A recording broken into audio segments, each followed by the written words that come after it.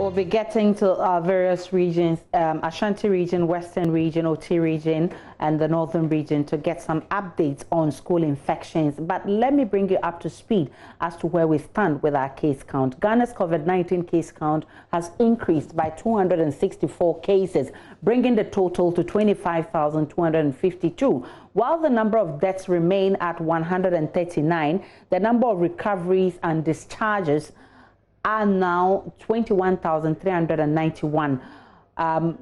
We'll be joined via Zoom shortly. And of course, from the Ashanti region, Erastus Asaridonko is there for us. From the Northern region, Martina Bugri is holding it down there. Inathalia Kwanzaa is in the Western region, and Peter Seno is in the OT region. Let me start with you, Erastus Asaridonko. What can you report from the Ashanti region? Erastus Asaridonko, kindly unmute. What can you report from the Ashanti region? In the Ashanti region, we've had so far about 3 cases recorded positively in the Ashanti region.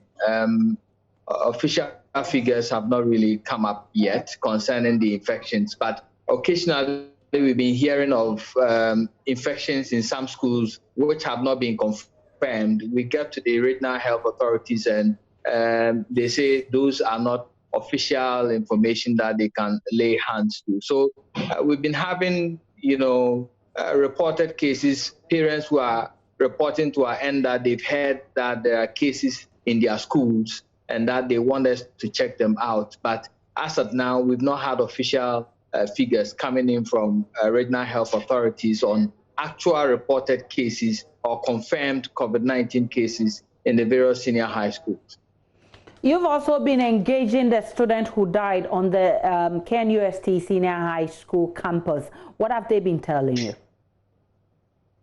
Yes, today a 7-member fact-finding committee was inaugurated by the Regional Director of Education, Mrs. Acham. The committee is chaired by a professor from the physics department of the KNUST. He's also a board member of the school as well. He is chairing the committee. Today they went straight into action. They started around 9 a.m. and they finished today's session around 2 p.m. and they were able to interview a number of people, including the interdicted headmistress of the school, and they also interviewed the senior housemaster and one other housemaster as well. They hope to continue in the coming days because they have just a week to do their investigations and present a report to the Regional Educational Directorate. Let's turn our attention to the Northern region. Martina Bugri, what's the latest on the infections in our schools?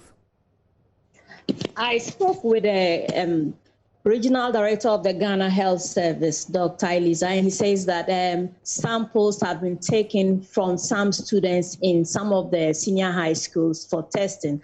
They are yet to get the results, and so he's unable to tell.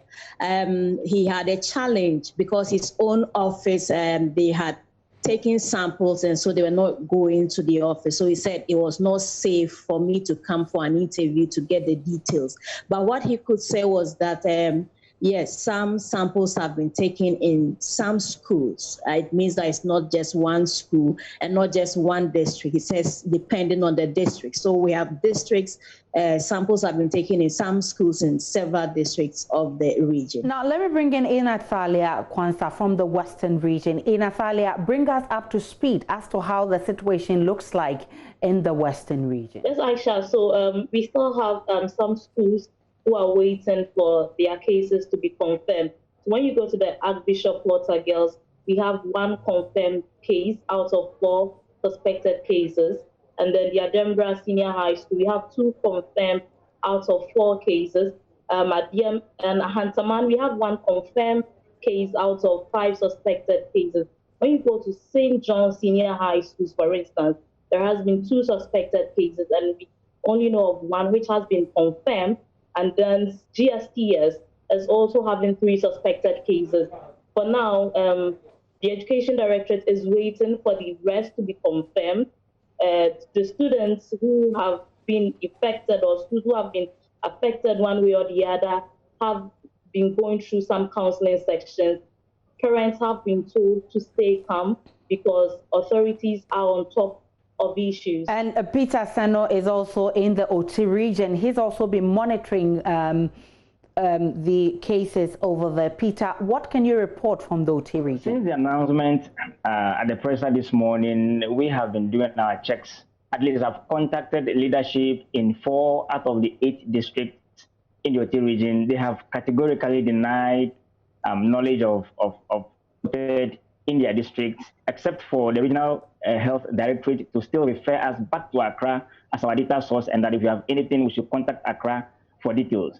And then I've also been speaking to the PR unit of the education directorate. You know, OT is still under the Volta region in terms of education.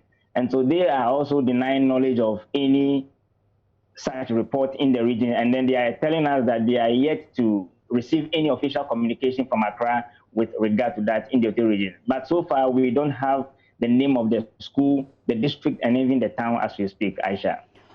Peter Seno is with the OT region, and he's been our correspondent there. Natalia Kwanza is a woman in the Western region. Erastus Asari Donko, our correspondent in the Ashanti region, and Martina Bugri is in the Northern region. She monitors events for Joynews.